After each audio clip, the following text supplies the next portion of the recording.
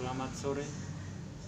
Saat ini saya akan melanjutkan membaca kitab Efesus, yaitu dari Efesus yang keempat. Kesatuan jemaat dan karunia yang berbeda-beda. Sebab itu aku menasihatkan kamu, aku, orang yang dipenjarakan karena Tuhan, supaya hidupmu sebagai orang-orang yang telah dipanggil berpadanan dengan panggilan itu. Hendaklah kamu selalu rendah hati, lemah lembut, dan sabar.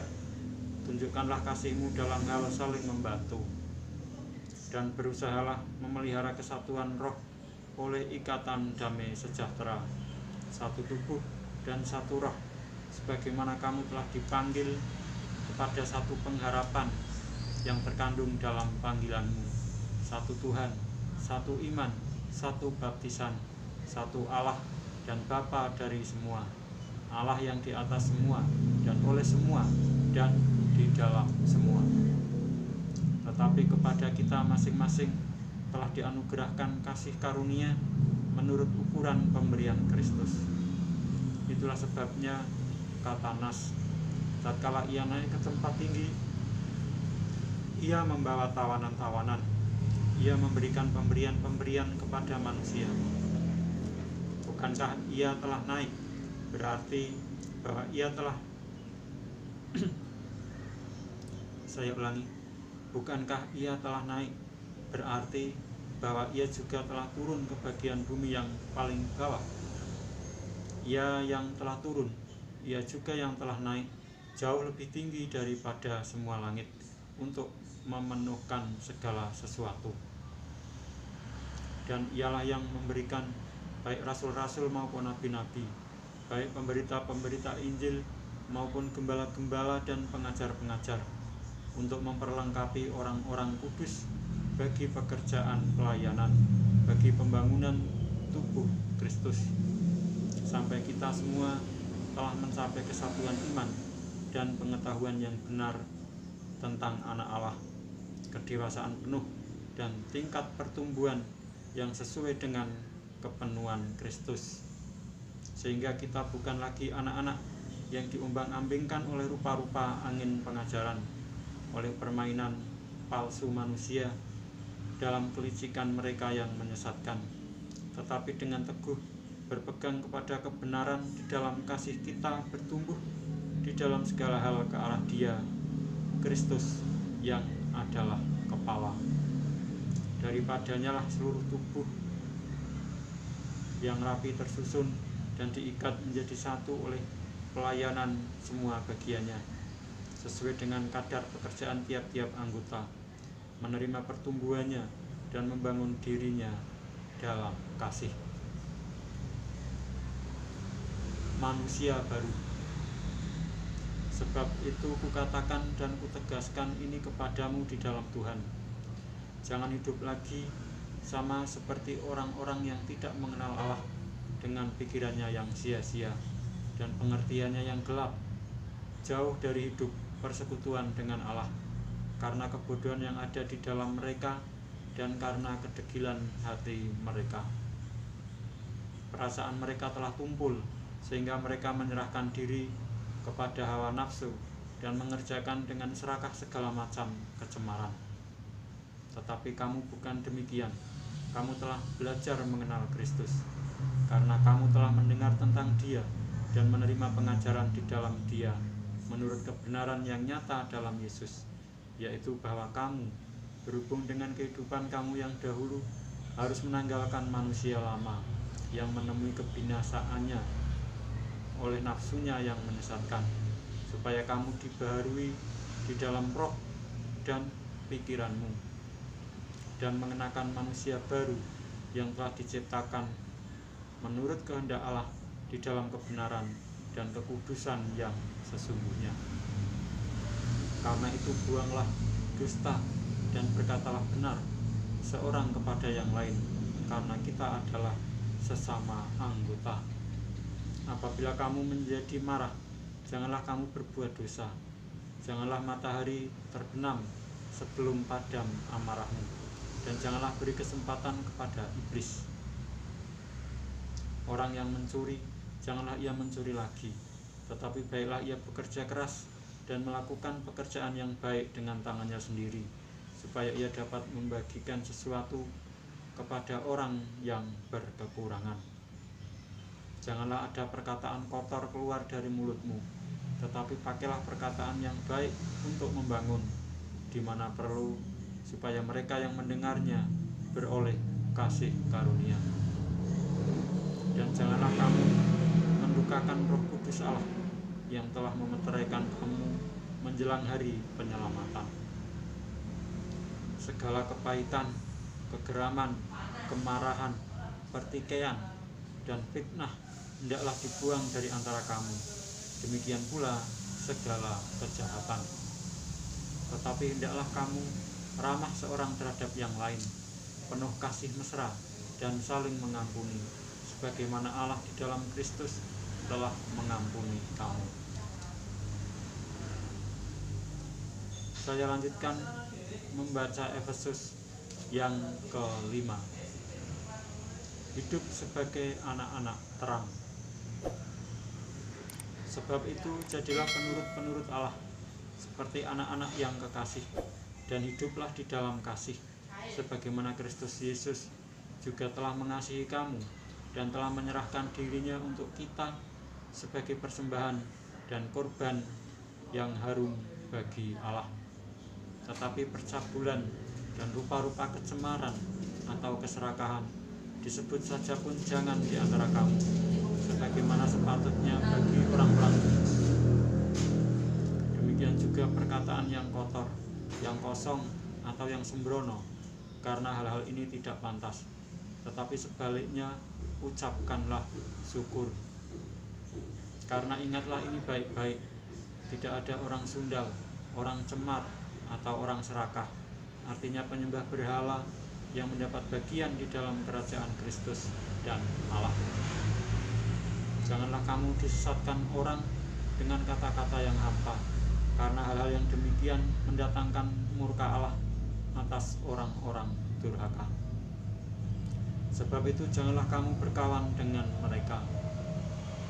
Memang dahulu kamu adalah kegelapan, tetapi sekarang kamu adalah terang di dalam Tuhan. Sebab itu hiduplah sebagai anak-anak terang, karena terang hanya berbuahkan kebaikan dan keadilan dan kebenaran, dan ujilah apa yang berkenan kepada Tuhan. Janganlah turut mengambil bagian dalam perbuatan-perbuatan kegelapan yang tidak berbuahkan apa-apa, tetapi sebaliknya telanjangilah perbuatan-perbuatan itu. Sebab menyebutkan saja pun apa yang dibuat oleh mereka di tempat-tempat yang tersembunyi telah memalukan. Tetapi segala sesuatu yang sudah ditelanjangi oleh terang itu menjadi nampak, sebab semua yang nampak adalah terang. Itulah sebabnya dikatakan, bangunlah, hai kamu yang tidur, dan bangkitlah dari antara orang mati, dan Kristus akan bercahaya atas kamu. Karena itu, perhatikanlah dengan seksama bagaimana kamu hidup. Janganlah seperti orang bebal, tetapi seperti orang arif. Dan pergunakanlah waktu yang ada, karena hari-hari ini adalah jahat. Sebab itu janganlah kamu bodoh, tetapi usahakanlah supaya kamu mengerti kehendak Tuhan. Dan janganlah kamu mabuk oleh anggur, karena anggur menimbulkan hawa nafsu, tetapi hendaklah kamu penuh dengan roh. Dan berkata-katalah seorang kepada yang lain dalam mazmur, kidung, puji-pujian, dan nyanyian rohani. Bernyanyi dan bersoraklah bagi Tuhan dengan segenap hati. Ucaplah syukur senantiasa atas segala sesuatu dalam nama Tuhan kita Yesus Kristus kepada Allah dan Bapa kita. Dan rendahkanlah dirimu seorang kepada yang lain di dalam takut akan Kristus. Kasih Kristus adalah dasar hidup suami istri. Hai istri, tunduklah kepada suamimu seperti kepada Tuhan, karena suami adalah kepala istri, sama seperti Kristus adalah kepala jemaat. Dialah yang menyelamatkan tubuh. Karena itu, sebagaimana jemaat tunduk kepada Kristus, demikian jugalah istri kepada suami dalam segala sesuatu.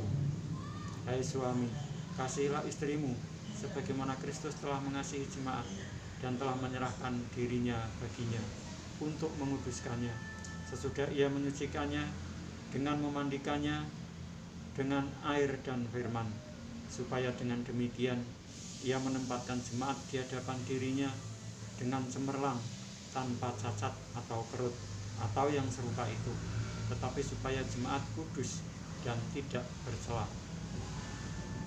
Demikian juga suami harus mengasihi istrinya sama seperti tubuhnya sendiri. Siapa yang mengasihi istrinya, mengasihi dirinya sendiri. Sebab tidak pernah orang membenci tubuhnya sendiri, tetapi mengasuhnya dan merawatinya, sama seperti Kristus terhadap jemaat, karena kita adalah anggota tubuhnya. Sebab itu laki-laki akan meninggalkan ayahnya dan ibunya dan bersatu dengan istrinya, sehingga keduanya itu menjadi satu daging. Rahasia ini besar, tetapi yang aku maksudkan ialah hubungan Kristus dan jemaat. Bagaimanapun juga bagi kamu masing-masing berlaku, kasihilah istrimu seperti dirimu sendiri, dan istri hendaklah menghormati suaminya.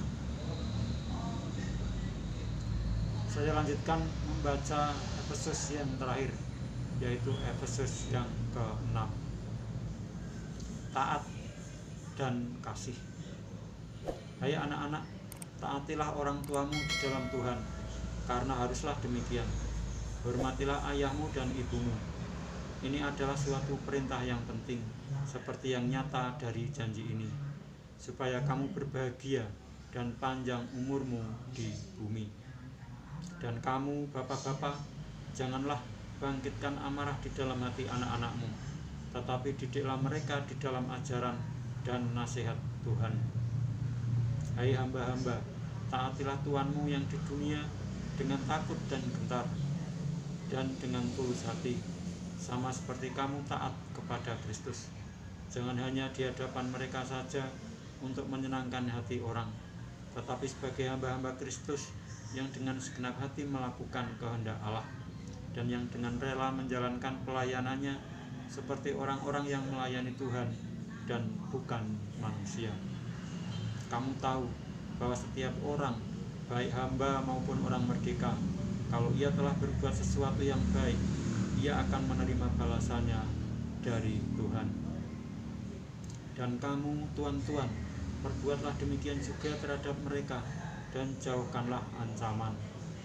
Ingatlah bahwa Tuhan mereka dan Tuhan kamu ada di surga, dan ia tidak memandang muka.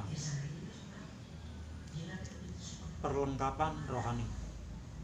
Akhirnya, hendaklah kamu kuat di dalam Tuhan, di dalam kekuatan kuasa-Nya. Kenakanlah seluruh perlengkapan senjata Allah, supaya kamu dapat bertahan melawan tipu muslihat iblis. Karena perjuangan kita bukanlah melawan darah dan daging, tetapi melawan pemerintah-pemerintah, melawan penguasa-penguasa, melawan penghulu-penghulu dunia yang gelap ini, melawan roh-roh jahat di udara. Sebab itu, ambillah seluruh perlengkapan senjata Allah, supaya kamu dapat mengadakan perlawanan pada hari yang jahat itu, dan tetap berdiri sesudah kamu menyelesaikan segala sesuatu. Jadi, berdirilah tegap, berikat pinggangkan kebenaran, dan berbaju sirahkan keadilan. Kakimu berkasutkan kerelaan untuk memberitakan Injil damai sejahtera. Dalam segala keadaan, pergunakanlah perisai iman, sebab dengan perisai itu kamu akan dapat memadamkan semua panah api dari si jahat. Dan terimalah ketopong keselamatan dan pedang roh, yaitu firman Allah, dalam segala doa dan permohonan. Berdoalah setiap waktu di dalam roh, dan berjaga-jagalah di dalam doamu itu, dengan permohonan yang tak putus-putusnya untuk segala orang kudus, juga untuk aku, supaya kepadaku jika aku membuka mulutku, dikaruniakan perkataan yang benar, agar dengan keberanian aku memberitakan rahasia Injil yang kulayani sebagai utusan yang dipenjarakan. Berdoalah supaya dengan keberanian aku menyatakannya sebagaimana seharusnya aku berbicara. Pemberitahuan. Salam.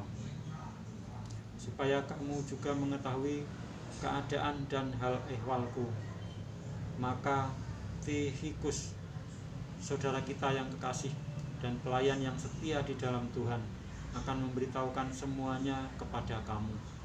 Dengan maksud inilah ia kusuruh kepadamu, yaitu supaya kamu tahu hal ehwal kami dan supaya ia menghibur hatimu.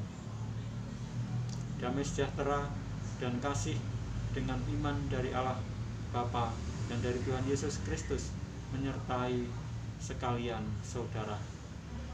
Kasih karunia menyertai semua orang yang mengasihi Tuhan kita Yesus Kristus dengan kasih yang tidak binasa. Demikianlah saya telah menyelesaikan membaca kitab Efesus, yaitu dari Efesus yang pertama sampai dengan Efesus yang ke-6. Dan saya akan melanjutkan membaca kitab selanjutnya, yaitu Filipi, pada kesempatan yang akan datang. Sekian, terima kasih.